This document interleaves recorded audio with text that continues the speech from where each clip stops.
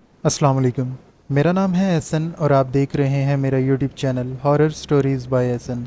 उम्मीद करता हूँ आप सब खैरियत से होंगे। जिन्होंने मेरा चैनल अभी तक सब्सक्राइब नहीं किया जल्दी से वो सब्सक्राइब कर लें, और जिन्होंने मुझे अपनी स्टोरी शेयर करनी है वो स्क्रीन पे दिए गए व्हाट्सएप नंबर या डिस्क्रिप्शन में दिए गए ईमेल एड्रेस या फिर आप मुझे डिस्क्रिप्शन में दिए गए इंस्टाग्राम लिंक पर भी अपनी स्टोरी शेयर कर सकते हैं। आज हमारे पास 5 हॉरर स्टोरीज हैं। आप यकीन माने कि जो नंबर 1 पे इस्लामाबाद से आई हुई एक स्टोरी है वो अब तक की सबसे हॉन्टेड स्टोरी है, क्योंकि जिस जगह की वो स्टोरी है मैंने पर्सनली आज जाकर वहाँ पे वो जगह विज़िट की है और उस जगह को रिकॉर्ड भी किया है।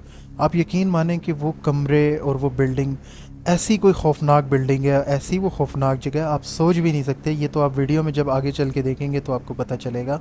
आपने कहीं भी वीडियो स्किप नहीं करनी है, आपने सारी स्टोरी सुननी है तो ही आपको वो क्लिप आखिर में जाके नज़र आएगा। आज की हमारी पहली स्टोरी जो हमें इस्लामाबाद से काशिफ ने भेजी है, दूसरी स्टोरी जो अहमद ने हमें मुल्तान से भेजी है, तीसरी स्टोरी जो रज़ा ने कराची से भेजी है, चौथी स्टोरी जो हमें अहमद ने पेशावर से भेजी, और पांचवी स्टोरी जो हमें चीचा वतनी से उस्मान ने भेजी है। सारी स्टोरीज़ बहुत हॉरर हैं, आप यकीन करें आपको मज़ा आ जाएगा सुनकर। बढ़ते हैं अपनी आज की पहली स्टोरी की तरफ। अस्सलाम वालेकुम। मेरा नाम काशिफ है और मैं इस्लामाबाद का रिहायशी हूँ। रिसेंटली मेरे सामने कुछ वाक़यात आए हैं जिसकी वजह से मैंने इन वाक़यात को इतना ज़्यादा अपने दिल पे और दिमाग पे सवार कर लिया कि मुझे यूट्यूब पे सर्च करना पड़ा और मैंने कुछ चैनल्स चेक किए। फिर उसके बाद मुझे आपका चैनल नज़र आया और मैंने आपकी काफ़ी सारी स्टोरी सुनी है, और फिर ही मैंने ये फ़ैसला किया कि मैं आपको कुछ आज बताता हूँ और आपको बुला कर दिखाता भी हूँ। ये वाक़या हमारे साथ पिछले कोई 2-3 मंथ से हो रहा है। पूरा गाँव परेशान है और आप यकीन करें काफ़ी सारे लोग यहाँ से अपना घर छोड़कर साइड पे दूसरे इलाकों में चले गए हैं। मेरा एक छोटा सा गांव है जो कि इस्लामाबाद में ही आता है। आपने बनी गाला सुना होगा, बनी गाला के बिल्कुल करीब ही हमारा गांव है। बहुत ही आप समझ लें कि छोटा सा गांव है। दूर दराज घर हैं, कुछ फसलें हैं और कुछ काफ़ी सारे मैदान हैं जहाँ पे दिन भर सिर्फ जानवर घूमते हैं। आप यकीन करें कि जहाँ का मैं आपको वाक़या बताने जा रहा हूँ और आपको बुला कर दिखाऊंगा, यहाँ पर दिन में भी कोई नहीं आता, रात को तो आप छोड़ ही दें कि कोई इंसान यहाँ पे आएगा। मैं उम्मीद करता हूँ कि आप मेरी इस रिक्वेस्ट पे ज़रूर आकर विज़िट करेंगे। अब मैं आपको अपनी स्टोरी बताता हूँ। हमारे गांव में कुछ खेत हैं, कुछ फसलें हैं जो कि हम लोगों की ही हैं और पूरे गांव वालों की हैं। और उस फसलों के पास एक तामीर की गई मार्केट जो कि काफ़ी टाइम पहले छोड़ दी गई थी। आप यकीन करें कि उसके अंदर सिर्फ रूम है आमने सामने, और वो मुझे भी नहीं पता कि वो किस मकसद के लिए बनाई गई थी, कि वो घर था या दुकानें थी या वो कोई ऑफिस टाइप बिल्डिंग थी, वो क्या था ये तो जब आप आकर देखेंगे तो आपको पता चलेगा। आज से तकरीबन 2-3 मंथ पहले की बात है कि हमारे एक दोस्त थे जो कि रात को उस रास्ते से आ रहे थे। ये रात का सिर्फ 9 बजे का टाइम था और गर्मियाँ थी। तो उन्हें उस इमारत के पास से कोई एक चीज़ नज़र आई है जो कि बड़े लंबे कद की थी। हमारे उस दोस्त का कहना है कि मैं देखता ही रह गया कि ये लंबे कद की चीज़ आखिर कहाँ जा रही है। तो वो ऊपर दरख्तों से होते हुए घास वाली जगह से होकर उस बिल्डिंग की बैक साइड पे चली गई।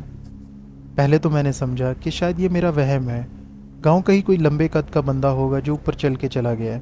खैर उस वक्त मैं घर आ गया, मैंने अपने घर वालों को भी बताया तो सब ने कहा कि तुम्हारा वहम हो सकता है। तो मेरे ये दोस्त की यहाँ पे ये बात ख़त्म हो जाती है। अब हमारे गांव के 2 बुज़ुर्ग हैं, उनका बताना है कि 2-3 मंथ पहले काफ़ी ज़्यादा बारिशें हो रही थी इस्लामाबाद में, जिसकी वजह से हम लोग रात को अपने खेतों में गए क्योंकि वहाँ पे पानी फसल ख़राब कर देती है, और हमने कुछ सब्ज़ियाँ भी लगाई हुई थी। तो हम लोग रात के टाइम गए। ये रात के 11:30 बजे का टाइम था। हम लोग गए देखने के लिए कि पानी कहीं रुका हुआ तो नहीं है, क्योंकि हमारा एक तरतीब होती है, एक रास्ता होता है फसलों को पानी वहाँ से निकालने का। तो जब हम दोनों वहाँ पर गए तो जब हम लोगों ने देखा कि वहाँ पे सब ठीक है, हम वापस आने लगे तो हमें उस बिल्डिंग की तरफ से ना कुछ औरतों की आवाज़ें आ रही थी, और हमने देखा भी कि कुछ औरतें बाहर आ रही हैं जो कि बहुत अजीब जिसामत की औरतें थीं। उनके सर बड़े बड़े थे और उन औरतों के कद भी काफ़ी बड़े थे, और उनकी जो बॉडी थी नीचे वो बिल्कुल पतली बॉडी थी, लेकिन उनके कद बहुत लंबे लंबे थे। और वो अजीब ज़ुबान में कुछ बातें करती हुई ना वहाँ से निकल कर रोड पे जा रही हैं, और देखते ही देखते वो गायब हो गई। और आप यकीन करें कि हम उनको देखते ही देखते दरख्त के नीचे झुक कर बैठ गए कि ये लोग चले जाएं तो हम यहाँ से निकलेंगे। और हमारे में हिम्मत नहीं हो रही थी कि हम अब उठ के वहाँ से जा सकें, क्योंकि वो औरतें उस रास्ते को ही गई थी जहाँ से हमने अपने घर को जाना था, और हम लोग तो थे भी साइकिल पर। तो हम लोगों ने थोड़ा इंतज़ार किया, और उसके बाद जब देखा कि वो जा चुकी हैं, काफ़ी वहाँ से दूर उनका जाना हो चुका है। हम लोगों को नज़र तो वो नहीं आ रही थी, लेकिन लग रहा था जैसे वो काफ़ी दूर चली गई हैं। तो हमने फ़ैसला किया अब उठ के चलते हैं। उसके बाद हम लोग भी घर आ गए, हमने घर में बताया, ये बात थोड़ी सी अब मोहल्ले में फैलने लग गई। और उस लड़के ने भी बताया था, जो हमारा दोस्त था, कि उसने भी कुछ देखा था।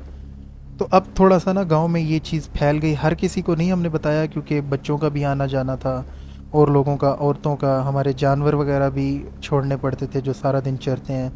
तो हमने इस बात को एक अफवाह की तरह हर जगह नहीं फैलाई, कुछ लिमिटेड लोगों तक हमने ये बात रखी। लेकिन अब वाक़यात इतने तेज़ी से बढ़ गए कि अब गली के जो बच्चे अगर दिन को खेलते थे तो उनको भी दिन के टाइम आवाज़ें आती थी। वो आकर हमें बताते थे कि उस घर से आवाज़ें आ रही हैं, जबकि वहाँ कोई रहता ही नहीं है। उस घर की ऐसी हालत है कि आप दिन को भी अगर आके देखें ना, तो आपको एक रोंगटे खड़े होने वाली ना एक कैफियत आएगी। क्योंकि मैं आपको बताता चलूँ, मैं पर्सनली आज गया भी हूँ, तो मैंने उस जगह को जब देखा है, वाकई उस जगह की एक अजीब ही वाइब थी। आप यकीन करेंगे मैं अंदर कदम भी नहीं रख सका। खैर, उनकी स्टोरी पे वापस आते हैं। उनका कहना है कि अब कुछ दिन और गुजरने के बाद रात को ना कुछ लोग पहरा देने लग गए, हमारे में से जिन जिनको पता था दूर से, कि आखिर क्या मसला है।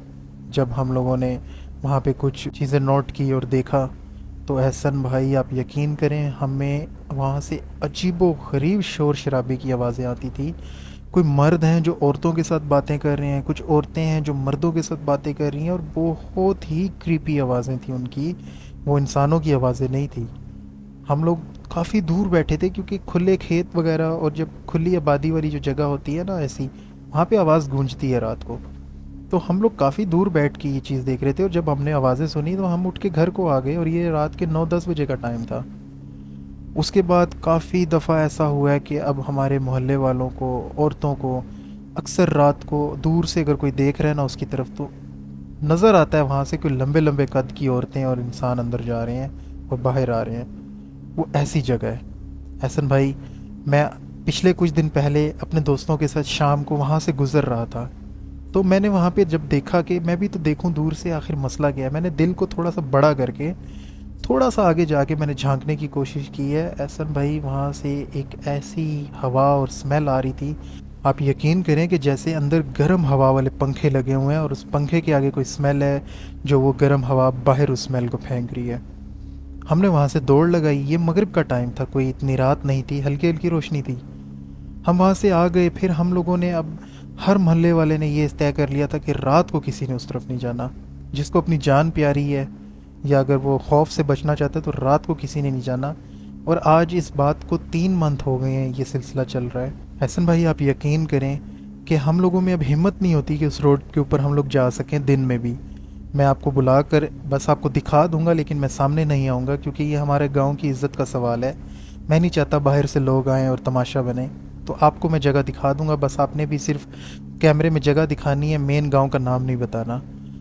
और आपको मैं बताऊं कि हमारा एक और दोस्त है जो कल रात को ही यहाँ पे आ रहा था। उसको नहीं पता था, क्योंकि वो आउट ऑफ कंट्री रहता है, वो इस गांव में आया हुआ था। उसको किसी ने बताया भी नहीं था, क्योंकि वो मेहमान है। उसे अगर हम बता देते शायद वो यकीन भी ना करता। लेकिन वो अपने किसी और दोस्त को मिलकर आ रहा था रात के 1 बजे। उसके पीछे यहाँ से चीज़ें लगी हैं जिनके कद बहुत लंबे थे। उसका भी यही कहना है कि वो इंसानों की तरह लंबे लंबे कद की चीज़ें थी, और वो मेरे पीछे लग गई। मैंने जब पीछे मुड़कर देखा तो वो मेरे पीछे भाग रहे थे, लेकिन उनकी स्पीड तेज़ नहीं थी। उनके जितने लंबे कद थे, लेकिन वो भागने में उतने ही स्लो थे। और वो मेरे पीछे थोड़ा सा भागे हैं, जब मेरी ऑटोमेटिकली खौफ से, डर से इतनी तेज़ स्पीड हो गई थी कि मैंने ना वहाँ पत्थर देखे, ना कच्ची रोड देखी, ना कुछ देखा। बस मैं भागता गया और भागता गया। और जब कल उसने आगे हमें ये बताया, तो अब हम लोगों ने यही फ़ैसला किया कि रात को उस तरफ कोई नहीं जाएगा। हम लोगों को हर तरह से यहाँ पे ख़तरे का सामना करना पड़ रहा था। चीज़ों ने नुकसान तो किसी को नहीं दिया, लेकिन उन चीज़ों की जो वजूद है, उनका जो स्ट्रक्चर है, उनकी जो वहाँ पे मौजूदगी है, वही इंसान को सिर्फ ना दिल फाड़ देने वाली कैफियत दे देती है। या इंसान, अच्छा भला इंसान ही वहाँ पे मर सकता है उस चीज़ से। तो हमें नहीं पता ये सब कब से कैसे शुरू हो चुका है। बस 3 मंथ हो चुके हैं जब से ये हमारे सामने चीज़ आई है, और उस घर की हालत बहुत ख़राब है। अब तो ना वो कोई लेने को तैयार है, ना कोई वहाँ पे जाने को तैयार है। बस मेरी आपसे इतनी गुजारिश है कि आप यहाँ पर अगर आ सकते हैं तो आ जाएं, और विज़िट करके अपने व्यूवर्स को दिखाएं। बस हमारे गांव का नाम नहीं लेना, और मेरी शिनाख्त आपने नहीं बतानी चेहरे के साथ। हमारे गांव का नाम बदनाम हो सकता है, या फिर और लोग आ सकते हैं, तो ये बहुत बड़ा मसला भी बन सकता है उन चीज़ों के लिए भी और हमारे लिए भी। तो बहुत शुक्रिया, आपने अपनी स्टोरी शेयर की और आपकी मेहमान नवाज़ी के लिए भी बहुत शुक्रिया। मैंने जब आपकी वो जगह देखी, आप यकीन माने कि मैं अंदर कदम नहीं रख पा रहा था। मैं वीडियो दिन में बना रहा था, मगर एक खौफ जो मेरे अंदर दिन में भी आ रहा था वो मुझे अंदर जाने पे ज़रा भी इजाज़त नहीं दे रहा था कि मैं अंदर जाके रिकॉर्ड कर सकूं। बाकी मैंने काफ़ी क्लियर वीडियो बनाई है, वो आगे चल के आपको मैं दिखाऊंगा। बस आप लोग वीडियो के साथ जुड़े रहिएगा। और जो लोग अपने दिल पे पत्थर रख के वो वीडियो देख सकते हैं या दिल मजबूत करके वीडियो देख सकते हैं, वही देखिएगा, क्योंकि वो बहुत पुरस्कारियत से भरी हुई जगह है। बढ़ते हैं अपनी आज की दूसरी स्टोरी की तरफ। अस्सलाम वालेकुम, मेरा नाम अहमद है और मैं मुल्तान का रहने वाला हूँ। पिछले साल की बात है कि सर्दियों के दिन में मैं अपनी वालदा के साथ बाज़ार गया था। रात का टाइम था, ईद के दिन थे, हमने शॉपिंग करनी थी और बाज़ार हमारे गांव से काफ़ी दूर था। हम लोगों को कुछ एक दो गाड़ियाँ चेंज करके जाना पड़ता था, क्योंकि मैं एक विलेज से ताल्लुक़ रखता हूँ। हमारा विलेज कुछ ऐसा है कि वहाँ पर सिर्फ़ और सिर्फ भैंसों के बाड़े हैं। आसपास घर हैं लेकिन बहुत कम। लेकिन जो हमारे वाली लाइन है वहाँ पे तो काफ़ी घर हैं, लेकिन हमें उन बाड़ों से और उन खेतों से होके जाना पड़ता था। बकरा ईद थी और ईद को सिर्फ 2 दिन बाकी थे। मैं और मेरी अम्मी रात को 8 बजे घर से निकले। तब तो थोड़ा वहाँ पे लोगों का आना जाना लगा रहता है, लेकिन हम लोगों को जाके शॉपिंग करनी थी और रात के हमें 12 बज चुके थे। 12 बजे जब हम वापस आए तो हमारा जो रिक्शा था उसने हमें काफ़ी पहले उतार दिया। शायद वो कह रहा था कि मेरा रिक्शा इस रास्ते से आगे कच्चे रास्ते से नहीं जाएगा। तो हम लोगों को कोई 5 से 7 मिनट पैदल सफ़र करना था उन खेतों से होके जाते हुए। एहसन भाई, हम उस रिक्शे से उतर गए, हमने उनको पैसे भी दे दिए। मैं और मेरी वालदा अब उस कच्चे रास्ते से जा रहे हैं। मैंने सामान उठाया हुआ और मेरी वालदा ने मोबाइल की टॉर्च ऑन की हुई। एहसन भाई, हम लोग थोड़ा सा आगे गए हैं तो आगे हमें एक भैंसों वाली बाड़े की तरफ से एक बंदे की बहुत ऊंची चीख की आवाज़ आती है। हम लोग चलते चलते वहाँ पर रुक जाते हैं, देखने लगते हैं कि ये आवाज़ आखिर आई कहाँ से है। उस बाड़े की तरफ से एक बंदा भागता हुआ आ रहा है और उसने जब रोशनी देखी तो हमारे पास आया। मेरी मामा को उसने कहा, माँ जी मुझे बचा लें, वो चीज़ मुझे मार देगी। वो बंदा मेरी मामा से सराइकी में बात कर रहा था। मेरी मामा ने भी उसको सराइकी में जवाब देते हुए पूछा कि कौन मार देगी। तो वो भैंसों वाला बंदा कहता है, वहाँ बाड़े में है वो चीज़, पता नहीं, वो बहुत ही ख़तरनाक चीज़ है, वो मेरी जान की दुश्मन बनी हुई है, वो मुझे मार देगी, मुझे उससे बचा लें। मैं और मेरी मामा उसके साथ चल पड़ते हैं। हसन भाई, आपको मैं यहाँ मज़े की बात बताऊँ, हमने बिल्कुल भी नोट नहीं किया उस बंदे को कि वो इंसान है या वो क्या चीज़ है।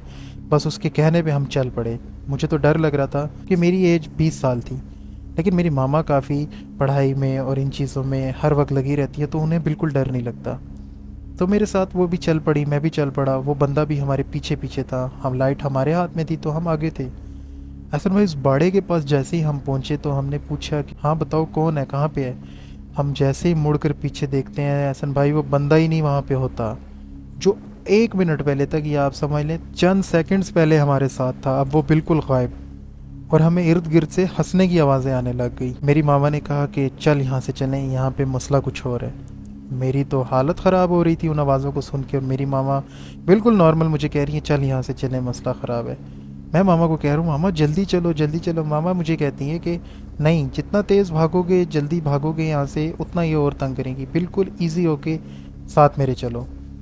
मजाल है कि कोई चीज़ तुम्हें हाथ लगा जाए, अल्लाह पे भरोसा रखो। मेरी मामा कुछ पढ़ाई करती रही, उसके बाद वो हंसी बंद हो गई, फिर वो हंसी भी नहीं आई दोबारा से, और हम उस जगह को क्रॉस करके अपने घर तक पहुंच गए। अगले दिन जब वहाँ पे हमारे एक काफ़ी पुराने बुज़ुर्ग हैं, मेरी मामा उनके पास अक्सर दम दरूद के लिए भी जाया करती थी जब मैं बीमार होता था। तो उन जब बुज़ुर्ग से पता करवाया तो उन्होंने कहा कि वो जो रात को तुम्हें इंसान मिला था वो सही इंसान नहीं था, वो तुम्हें भटकाना चाहता था, वो तुम्हें उस बाड़े के अंदर तक ले जाना चाहता था। अगर तुम लोग वहाँ चले जाते तो शायद कोई तुम्हारा नुकसान हो सकता था, क्योंकि उस बाड़े के अंदर ना तो भैंसें थी ना कोई इंसान, वो बंद था। लेकिन वो धोखे से तुम्हें वहाँ तक ले गया। ये तो तुम्हारी किस्मत अच्छी थी कि वहाँ पे तुम लोग रुक गए और तुमने बाहर से ही पूछ लिया, अंदर जाके नहीं पूछा। तो फिर उसके बाद हम लोगों ने कभी भी रात को वो रास्ता नहीं अपनाया। और आज भी मुझे याद है कि वो जो आवाज़ें थी और वो बंदे की शक्ल और वो बंदा, मेरे दिमाग से वो उसकी छपी हुई तस्वीर नहीं जाती। तो ये मेरी एक स्टोरी थी, अगर आपको अच्छी लगे तो शेयर कीजिएगा। बहुत शुक्रिया, आपकी स्टोरी बहुत अच्छी थी, उम्मीद करता हूँ लिसनर्स को भी अच्छी लगेगी। अस्सलाम वालेकुम, मेरा नाम रज़ा है और मैं कराची का रहने वाला हूँ। मैं फूड पैंडा की डिलीवरी करता हूँ। ये बात पिछले साल की है, सर्दियों की, दिसंबर का महीना था और काफ़ी सर्दी की रातें थी। हम जितने भी फूड पैंडा वाली डिलीवरी वाले होते हैं, हमारे कुछ टारगेट होते हैं। जब हम वो टारगेट अपने पूरे कर लेते हैं तो उसके बाद ही हम लोग ऑफलाइन हो जाते हैं और घर को जाते हैं। मेरा टारगेट अचीव होने में अभी एक राइड बाकी थी। मैंने सोचा कि ये राइड पूरी करके उसके बाद मैं अपने घर को निकलूँगा। मैं इंतज़ार ही कर रहा होता हूँ कि मुझे उसी टाइम एक ऑर्डर आ जाता है जिसमें काफ़ी सारा खाना था, जिसको तैयार होने में भी टाइम लगना था। मुझे कोई 2 ढाई बज चुके थे रात के, और जब मैं लेके वहाँ से रेस्टोरेंट से निकला तो 3:30 बजे का टाइम था। खाना बहुत ज़्यादा था, घंटे से ज़्यादा तो उसी में लग गया था। जब मैंने लोकेशन देखी तो वो काफ़ी दूर करके थी। मैं जगह तो नहीं बताऊँगा, लेकिन क्योंकि मैं अभी भी काम करता हूँ और मेरा जाना आना लगा रहता है, मैं इस जगह का नाम नहीं लूँगा। लेकिन वो कराची से काफ़ी साइड पे करके थी, था तो वो कराची ही, लेकिन बहुत ही गैर आबाद इलाका था। खैर मैं निकल पड़ता हूँ। मैं जाके डेस्टिनेशन पे पहुँच के जिनका खाना था उनको खाना भी दे देता हूँ। तो मैं जब वहाँ से निकल रहा होता हूँ तो वो मुझे रोक लेते हैं। कहते हैं, बेटा जिस रास्ते से तुम आए हो इस रास्ते से अब ना जाना। मैंने कहा, क्यों, खैरियत? तो वो आगे से कोई बुज़ुर्ग थे, उन्होंने कहा कि बेटा ये ठीक रास्ता नहीं है। कहो तो अगर यहाँ पे फजर होने तक रुक सकते हो तो रुक जाओ, लेकिन इस रास्ते का इस टाइम इंतखाब ना करो। और आपको इस टाइम मैंने यहाँ बुला तो लिया क्योंकि मेरे कुछ मेहमान आए हुए थे, लेकिन मैं अब आपको यही कहूँगा कि आप इस रास्ते से वापस ना जाएं। लेकिन मैंने अपने घर जाना था, मेरा घर काफ़ी दूर था और मुझे कुछ काम भी था जिसकी वजह से मैं जल्दी भी जाना चाह रहा था। तो मैंने उनसे कहा कि नहीं, अल्लाह मालिक है, मैं यहाँ से चला जाऊँगा। अभी मैं यहाँ से आया हूँ, मुझे कुछ भी नहीं फ़ील हुआ और इसी तरह मैं वापस भी चला जाऊँगा। ज़्यादा लंबा ये रास्ता नहीं है, आगे आबादी शुरू हो जाती है। तो वो मुझे पैसे देते हैं और कुछ अच्छी खासी टिप भी देते हैं और अपनी दुआओं में मुझे वहाँ से रुखसत कर देते हैं। हसन भाई, मैं वहाँ से निकल तो आता हूँ, लेकिन थोड़ा आगे जाके ना मुझे महसूस होता है जैसे मेरा मोटरसाइकिल बहुत भारी हो चुका है। उस पर जैसे बहुत वज़न पड़ चुका हो या किसी ने पीछे से पकड़ लिया और उसको खींच रहा हो। मैं उसको फुल रेस दे रहा था, वो आगे चल ही नहीं रहा था। मैं आपको बताऊं, मेरा जो बाइक था वो इतना कोई ख़ास और अच्छा था भी नहीं, उसकी हालत बहुत ख़राब थी, पुराना बाइक था। मुश्किल से बस वो चल जाता था, लेकिन अब उसकी हालत ऐसी हो चुकी थी कि वो आगे जा ही नहीं रहा था। मैं उसको फुल एक्सीलेटर दे रहा था, वो चल ही नहीं रहा था।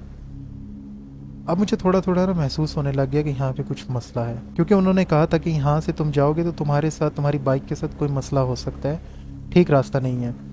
अब उनकी बात मुझे खाए जा रही थी कि मैं काश उनकी बात मान लेता। यहाँ पे तो मुझे अब मसला हो रहा है, मेरा तो बाइक ही नहीं चल रहा। जबकि मेरे बाइक पे अब कोई सामान नहीं था, बस पीछे एक बॉक्स था। उस बॉक्स का इतना वज़न भी नहीं होता, सामान उसमें कुछ था नहीं, और मैं अब उस बाइक को जितना ज़ोर लगाऊं वो चलने का नाम ही नहीं ले रहा था। करते कराते थोड़ा सा आगे मैं पैदल लेके चल रहा था बाइक को कि मुझे कुछ चीलों की और कुछ कौवों की आवाज़ें आई जो रात को आने लगी। अमूमन हमने कभी नहीं देखा कि चील और कौवे की आवाज़ रात को आए। दिन में तो हम लोग सुनते रहते हैं, दरख्तों के ऊपर बैठ के ये बोलते हैं और आवाज़ें हमें आती रहती हैं। खैर उसके बाद मैं कुछ आयातें पढ़ता हुआ वहाँ से निकला। मैं आगे देखता हूँ कि मुझे एक छोटा सा बच्चा नज़र आता है जो कि मेरी तरफ देख रहा है और मुस्कुरा रहा है। हसन भाई, उसको देख के मेरे रोंगटे खड़े हो गए और मेरी तो हालत ऐसी हो रही थी, मेरा दिल अभी बाहर फट के निकल जाएगा। मैंने उसकी तरफ ज़्यादा ध्यान नहीं दिया, मैंने ऐसे वहाँ पे अपने आप को रखा जैसे मैं उसकी तरफ देख ही नहीं रहा। मैं सीधा देखते देखते उसको क्रॉस करके निकल गया। थोड़ा आगे जाने के बाद फिर वही बच्चा मुझे वहाँ नज़र आ गया। वो बड़ी सीरियस और संजीदा शक्ल से मुझे देख रहा था, जैसे वो मुझसे कुछ कहना चाहता है या उसको कोई तकलीफ़ है, कोई मसला है, वो मुझे बताना चाहता है। हसन भाई, अब एक स्ट्रीट लाइट आ चुकी थी, थोड़ी रोशनी थी, वहाँ पे अंधेरा नहीं था। उस स्ट्रीट लाइट की वजह से मैंने थोड़ी सी हिम्मत करके उससे पूछा कि बेटा आप कौन हो, यहाँ पे आप क्या कर रहे हो, आपको कोई मेरी मदद की ज़रूरत है? मैंने दिल में सोचा कि मैं इसे थोड़ी हमदर्दी से बात करता हूँ, शायद ये मुझे कोई नुकसान ना पहुँचाए। तो वो बिल्कुल खामोश होकर मुझे देख रहा था, बिल्कुल चुपचाप देख रहा था, कोई उसकी आवाज़ नहीं थी, बस वो खामोशी से खड़ा हुआ था। जब मैं उसको क्रॉस करने लगा तो मैंने देखा कि पीछे मुड़ के मैं उसे देखूं वो अभी भी खड़ा है या मेरे पीछे आ रहा है। जैसे ही मैंने पलट के देखा तो वहाँ पे नहीं था। अब मुझे इतना तो कंफर्म हो गया था कि ये कोई और ही मखलूक है। अब स्ट्रीट लाइट थोड़ी शुरू हो चुकी थी, आहिस्ता आहिस्ता रोशनी आना शुरू हो गई थी गली में। मैं उस गली से गुजर गया। मैं आपको एहसन भाई बताता चलूँ कि जब अंकल ने मुझे कहा था ना कि तुम इस रास्ते से जाओगे तो तुम्हें मसला होगा, पीछे एक कब्रिस्तान में छोड़ कर आया था। अब उस कब्रिस्तान को मैंने क्रॉस करना था, जो कि मेरे लिए एक बहुत बड़ा मसला था। ये जगह तो मैंने पार कर ली। उस कब्रिस्तान वाला जब हिस्सा शुरू हुआ तो एहसन भाई मेरे अंदर एक सर्दी की लहर, एक ठंड की लहर थी। आपको मैं बता नहीं सकता कि वो क्या एक कैफियत इंसान की होती है जब ऐसे मरहले से आप गुजर रहे हो और जगह भी ऐसी हो। मैं वहाँ से कैसे तैसे करके उस कब्रिस्तान को भी क्रॉस कर लेता हूँ और मुझे फिर ऐसा लग रहा था कि वो बच्चा आके खड़ा हो जाएगा या कोई और चीज़।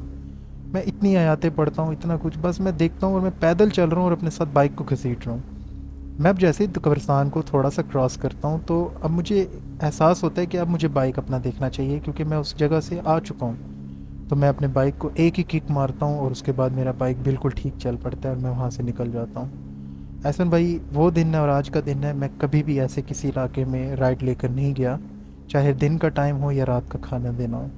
मैं कभी भी नहीं गया, क्योंकि ये वाक़या मुझे आज तक सताता है। उस बच्चे का चेहरा मुझे आज तक जब भी मेरे सामने आता है तो एक ट्रॉमा है मेरे लिए, जो कि मेरे सामने मंज़र आ जाता है आज भी। तो ये स्टोरी भी मैं आपको अब जब सुना रहा हूँ तो मैं बड़ा खौफज़दा होकर सुना रहा हूँ। बहुत शुक्रिया, आपने अपनी स्टोरी शेयर की। उम्मीद करता हूँ हमारे लिसनर्स को पसंद आएगी। अस्सलाम वालेकुम, मेरा नाम अहमद है और मैं पेशावर का रहने वाला हूँ। एहसन भाई, मैंने आपको कुछ टाइम पहले सुनना शुरू किया है और मुझे लगा कि मुझे भी आपसे अपनी स्टोरी शेयर करनी चाहिए। मैंने अपनी फैमिली से पहले इजाज़त ली कि मैं अपनी स्टोरी एक चैनल को भेजना चाह रहा हूँ, तो उन्होंने भी आपको सुन के कहा कि हाँ भेज दो, क्योंकि ये वाक़या मेरी फैमिली के साथ का है। ये बात है पिछले साल की। हमारे घर में एक मेहंदी का फंक्शन था, शादी थी। ये शादी हमारे घर में से तो किसी की नहीं थी, हमारे बहुत ही क्लोज़ रिश्तेदार हैं जो कि गांव से यहाँ आए थे। उन्होंने हमारे घर में ये फ़ंक्शन अरेंज किया था, तो हमने भी उनको इजाज़त दे दी थी क्योंकि वो हमारे बहुत क्लोज़ थे। उनके साथ कुछ लड़कियां आई थी जो कि उनकी तरफ से थी, हमारे साथ इतनी क्लोज़ वो नहीं थी। उनमें एक लड़की के साथ कुछ मसला था। वो लड़की रात को अजीब अजीब आवाज़ में बातें करती थी, क्योंकि वो एक हफ़्ता हमारे घर रहे थे। तो उस लड़की की पहले दिन कुछ आवाज़ें, दूसरे दिन, तीसरे दिन, चौथे दिन, ऐसा चलता रहा सिलसिला। जिस दिन मेहंदी का फंक्शन आया, शादी का दिन था, ये अब उनका 5वां दिन था। आप यकीन करें एहसन भाई, वो रात को ऐसी आवाज़ें निकालती थी कि आप पूरा मोहल्ला वहाँ पे हमारा ना खड़ा होकर सुनने लग जाता था कि ये मसला क्या है, इस घर में शादी हो रही है या क्या हो रहा है। वो बहुत अजीब आवाज़ें निकालती थी और कुछ अजीब ज़ुबान में पढ़ती थी। उसके साथ मसला होता था रात को 2:30 बजे से लेके 3 साढ़े 3 बजे तक, सिर्फ 1 घंटा। और वो बहुत अजीब आवाज़ें निकालती थी। हम लोग आज तक नहीं समझ पाए वो कौन सी ज़ुबान थी, वो कौन सी आवाज़ें थी, वो किससे आखिर बात कर दी थी। मेरे अब्बू ने हिम्मत करके जब आखिरी दिन था मेहंदी वाला, दरवाज़ा खोला उसका जिस कमरे में वो सो रही थी। उसके साथ और भी लड़कियां थी, वो भाग के बाहर आ गई थी, जो कि उसकी दोस्तें थी और कुछ कज़न थी। मैं आपको डिटेल में तो नहीं बताऊंगा कि क्या रिश्ता था हमारा, लेकिन जितना मैं आपको बता सकता हूँ मैं उतना ही बता रहा हूँ। जब मेरे अब्बू उस कमरे में गए और उन्होंने दरवाज़ा खोल के देखा तो वो लड़की हवा में बेड से काफ़ी ऊपर उठी हुई थी और टेढ़ी होके देखने लग गई मेरे अब्बू को, और अब्बू को मेरे पश्तों में कहती है कि यहाँ से दफ़ा हो जाओ, इस कमरे में ना आना, नहीं तो तुम्हारे घर में जितने लोग हैं तुम्हारे समय सबको ख़त्म कर दूँगी। कुछ देर के लिए मुझे अकेला छोड़ दो, यहाँ से दरवाज़ा बंद करके दफ़ा हो जाओ। ये बात उसने मेरे अब्बू को पश्तों में कही, क्योंकि उसके अंदर कोई शायद जो भी चीज़ थी, शायद वो पश्तो बोलना जानती थी, क्योंकि वो जो लड़की थी वो ख़ुद भी पठान थी। तो इस वजह से हम लोगों को बहुत ज़्यादा उस वक्त खौफ आने लगा। हम लोगों ने उनसे कहा कि ये किसको ले आए हो। तो वो लोग भी बड़ा हैरान थे कि हम लोगों को नहीं पता था कि इसके साथ ये ऐसा कुछ मसला है या यहाँ आकर कुछ हुआ है। अल्लाह जाने वो क्या था क्या नहीं।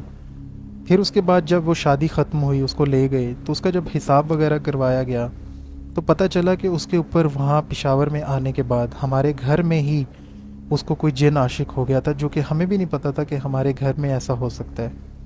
वो आई तो बिल्कुल ठीक थी, उसके साथ पहले कभी कोई मसला नहीं था, लेकिन फिर जब हमारे घर वो रुकी तो यहाँ पे अल्लाह जाने वो छत पे गई कहाँ गई, लेकिन उसके साथ जो भी मसला था वो यहाँ से शुरू हो गया था। फिर उसका काफ़ी इलाज चलता रहा। उसके बाद अब कहा जाता है कि वो काफ़ी बेहतर हो चुकी है, लेकिन अब भी कभी कभार उसके साथ अजीबोगरीब काम और हरकतें होती रहती हैं। तो ये एक हमारे घर की स्टोरी थी, मैंने सोचा आपसे शेयर कर दूँ। बहुत शुक्रिया, आपने अपनी स्टोरी शेयर की। उम्मीद करता हूँ हमारे लिसनर्स को अच्छी लगेगी। बढ़ते हैं अपनी आज की 5वीं और आखिरी स्टोरी की तरफ, जो कि हमें उस्मान ने चीचा वतनी से भेजी है। अस्सलाम वालेकुम, मेरा नाम उस्मान है और मैं चीचा वतनी का रहने वाला हूँ। एहसन भाई, मैं आपकी स्टोरी 2-3 दिन पहले सुन रहा था, तो मुझे भी ताजुब हुआ कि मैं आपको अपनी एक स्टोरी भेजूँ। हम लोग दोस्त वगैरह क्रिकेट खेलने जाते थे आज से 5-6 साल पहले। तब मैं एक कॉलेज स्टूडेंट था, तो हम लोगों के पास काफ़ी टाइम होता था खेल वगैरह का। अब तो ज़िंदगी इतनी मसरूफ़ है कि मैं आपको कुछ बता ही नहीं सकता अपने बारे में। ये बात उस वक्त की है कि हम लोग शाम में क्रिकेट खेल रहे थे। हमारे घर से थोड़ा ही फासले पर एक ग्राउंड था। उस ग्राउंड के पास ही एक नहर लगती थी, जो कि आज भी है लेकिन काफ़ी सूख चुकी है। कहा जाता था कि उस नहर की तरफ से काफ़ी सारे मसले हैं। रात को अक्सर लोगों को यहाँ से हंसने की आवाज़ें आती हैं, ढोल की आवाज़ आती है और कुछ लोगों के रोने की आवाज़ें आती हैं, लेकिन कुछ नज़र नहीं कभी आता। हम लोगों ने दोस्तों ने सोचा क्यों ना आज उस नहर पे जाके शाम को बैठते हैं, देखें तो सही यार ऐसा कुछ है भी या सिर्फ ये अफवाहें हैं। मेरा एक दोस्त मना करता है, लेकिन बाकी 2-3 दोस्त कहते हैं चलो आओ यार देखते हैं। ये टाइम था मगरिब का, हम लोग क्रिकेट खेल के फ्री हो चुके थे। जो ग्राउंड था जहाँ पे खेलते थे उसके साथ ही दीवार थी और पीछे की वो नहर थी। और मज़े की बात बताऊँ कि अब हम लोग जिस साइड पे आए हुए थे यहाँ से हमारा घर भी करीब था। नहर के ऊपर से एक छोटा सा पुल था लकड़ी का जो आज भी मौजूद है। हम उसे क्रॉस करके जाते थे और अब हम लोगों ने थोड़ी देर वहाँ पे रुकना था, देखना था कि यहाँ क्या मसला है। जब हम लोग वहाँ बैठे तो पहले तो कुछ भी नहीं था। हमें आधा घंटा हो गया था, अंधेरा भी हो चुका था, हल्की हल्की सी रोशनी थी। हमें नहर की दूर वाले इलाके से, दूर वाली तरफ से, जो हम लोगों का एक शहर वाला इलाका था जिधर से पुल क्रॉस करके जाना था, एक दूसरी साइड थी जो कि काफ़ी दूर थी। वहाँ पे सिर्फ दरख्त और झाड़ियाँ और ये चीज़ें थी, इंसान वहाँ पे जा ही नहीं सकता। वहाँ से हमें ना एक छोटी सी आग नज़र आती है, जैसे कोई वहाँ पे बैठा आग जला रहा है। एहसन भाई यकीन करें उस आग को हम लोग गौर से देख रहे थे। वो कभी बढ़ती थी, कभी कम होती थी, कभी ज़्यादा होती थी, कभी कम। लग रहा था जैसे किसी ने कोई चीज़ जलाई हुई है और उसके बाद थोड़ा सा पेट्रोल फेंकता है, वो ज़्यादा होती है फिर कम हो जाती है। ये देखते देखते अचानक वो आग हमारे थोड़ा सा जैसे लग रहा था नज़दीक आने लग गई है। पहले वो दूर थी, छोटी छोटी नज़र आ रही थी, अब वो थोड़ी आवाज़ें होने लग गई, बड़ी बड़ी होने लग गई। जब वो थोड़ा ज़्यादा नज़दीक आ गई तो अब हम लोगों ने सोचा कि ये कुछ और मसला है, यहाँ से निकलते हैं। इंसान तो कोई नज़र नहीं आ रहा, तो ये आग कैसे इधर आ रही है? हवा में उड़ रही है या इसको कोई फेंक रहा है? ये चक्कर क्या है? हसन भाई हम वहाँ से उठते हैं और हम लोग पुल की तरफ जाने लगते हैं। हम लोग पुल के ऊपर चढ़ते हैं। एहसन भाई आप यकीन करें हमारा पुल ऐसे हिलने लग गया था जैसे ज़लज़ला आ गया हो या कोई हवा में ना तूफ़ान आ गया हो जो हमारे पुल को हिला रहा हो। इतना ज़ोर से पुल हिल रहा था। हम लोग कलमे पढ़ रहे हैं और चीखें मार रहे हैं कि ये पुल टूट गया और हमने इस नहर में गिर जाना है, फिर हमारा क्या होगा। खैर वो पुल जिस तरह से हिल रहा था हम उसको क्रॉस करके चले जाते हैं। ज़्यादा लंबा पुल नहीं था, 1 मिनट के फासले का पुल था। हम लोग उसे क्रॉस करके चले जाते हैं और पीछे से हमें ना एक बड़ी ही शोर की आवाज़ आती है, जैसे कोई हम पे गुस्सा हुआ है कि हम वहाँ पे क्यों बैठे हैं, किस लिए बैठे हैं। एहसन भाई ये वो दिन है और आज का दिन है, मैं कभी उस नहर की तरफ शाम में नहीं गया, कभी मैं उस पुल को मैंने शाम के बाद क्रॉस नहीं किया, ना मेरा कोई दोस्त। हम लोग आज भी उस साइड पे जाते हैं, लेकिन दिन में वहाँ से बहुत से लोग गुजरते हैं, लेकिन रात को बहुत मसला होता है। तो ये मेरी एक स्टोरी थी, मैंने सोचा आपसे शेयर कर दूं। बहुत शुक्रिया यार आपने अपनी स्टोरी शेयर की, उम्मीद करता हूँ हमारे लिसनर्स को पसंद आएगी। अब मैं आप लोगों को वो क्लिप दिखाने जा रहा हूँ जो मैंने आपको फर्स्ट स्टोरी में दिखाया है। आप लोग अपने रिस्क पे ये फुटेज देखिएगा और सारी जगह को इमेजिन कीजिएगा। मैं आप लोगों से फिर किसी वीडियो में मिलूँगा, तब तक के लिए अपना ख्याल रखिएगा। मुझे दीजिए इजाज़त, अल्लाह हाफिज़। जी अस्सलाम वालेकुम। मैंने जो अभी आपको कहानी सुनाई है, आप देख सकते हैं कि ये है वो जगह, ये वो घर है। आप इसकी हालत देखें, सिर्फ ये कब से पता नहीं तामीर हुआ हुआ है और यहाँ कोई नहीं रहता। दरवाजे खुले हुए टूटे पड़े हैं, दूर दराज कोई नहीं, बस ये सिर्फ एक गांव है और खेत हैं। और यहाँ पे आप देखें पीछे भी सिर्फ फसलें हैं, एक पतली सी रोड है। ठीक है, जो मुझे यहाँ लेकर आए हैं वो यहीं पे मौजूद हैं, लेकिन उन्होंने अपनी आइडेंटिटी लाने से मना किया है क्योंकि आसपास कुछ गांव वगैरह हैं जो उनको जानते हैं, तो उनकी शनाख्त ना हो, इस वजह से वो मुझे इस जगह तक लेके आए हैं बस। और मैं हिम्मत करके थोड़ी सी दिन में आया हूँ और आप ये देख सकते हैं कि ये वो जगह है। ठीक है, और आप यकीन माने कि दिन को भी ये जगह इतनी पुरस्रार है कि आप सोच भी नहीं सकते। मैं ज़्यादा अंदर आगे नहीं जाऊँगा, बस आप ये इनकी हालत देख लें। ये आप देख लें, ये वो जगह जहाँ से रात को आवाज़ें आती हैं और कहा जाता है कि यहाँ से औरतें निकली हुई नज़र आती हैं और बड़े बड़े कद के इंसान नज़र आते हैं। ये आप देख सकते हैं, ये वो जगह है। मैं अंदर तो कदम नहीं रखूँगा, लेकिन इसकी हालत बड़ी, मतलब समझ लें दिन में ये ऐसा है तो आप सोचें रात में ये कैसा होगा। चलें मुझे दीजिए इजाज़त, मैं अब यहाँ से चलता हूँ, फिर मुलाकात होगी आपसे किसी वीडियो में।